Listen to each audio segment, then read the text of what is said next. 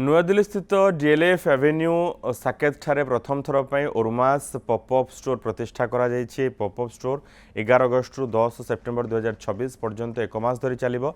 ओडिशार स्वतंत्र हस्ततंत्र और हस्तशिल्प उत्पाद को जातीय राजधानी उपभोक्ता निकटने पहुंचेबा एहार मुख्य उद्देश्य। अगस्त 11 तारिख संध्यारे डीएलएफ एवेन्यू साकेत ठारे मान्यवर पंचायतराज और पानीय जल मंत्री श्री रविनारायण नायक यह पॉपअप स्टोर आनुष्ठानिक उद्घाटन करिसेंती। उद्घाटनी समारोह में पंचायतराज पानीय जल विभाग कमिशनर तथा शासन सचिव गिरीश एसएन आईएएस ओरमास मुख्य कार्यनिर्वाही अधिकारी डॉक्टर मोनिका प्रियदर्शनी समेत विभाग वरिष्ठ अधिकारी और अन्य मान्यगण्य व्यक्तिविशेष उपस्थित थे।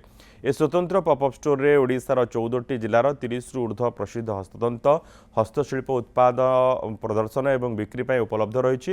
एथिरे विशेषकर संबलपुरी इकत शाढ़ी, संबलपुरी सिल्क शाढ़ी, कोटोपाड़ शाढ़ी, पट्टचित्र शाढ़ी, हबसपुरी शाढ़ी, हबसपुरी सिल्क शाढ़ी, टसर शाढ़ी, टसर सिल्क शाढ़ी, खंडुआ पाट, पारंपरिक संबलपुरी गहना, ढोकरा गहना समेत राज्यर विभिन्न अंचल कारीगरी दक्षता कला परंपरा को प्रतिफलित करुवा सामग्री स्थान पाई।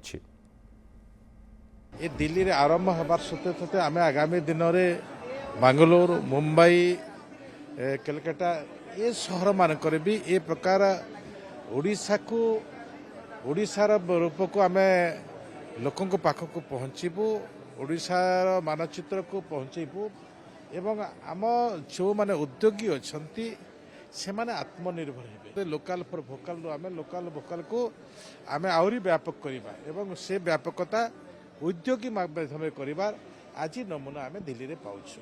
से दृष्टि निश्चित भाव में मो डिपार्टमेंट को मो धन्यवाद जनइबी, मोर कर्मकर्ता मान को धन्यवाद जनइबी जो माने प्रोडक्ट करूछंती से प्रोडक्ट उद्योगी मान को भी निश्चित भाव में आश्वासना मिलिबो जे आगामी दिन में आमर प्रोडक्ट को आमे विदेश मार्केट भी बिक्री करि परिबु एवं एथिरे आम राज्य भी गर्व अनुभव करिबो।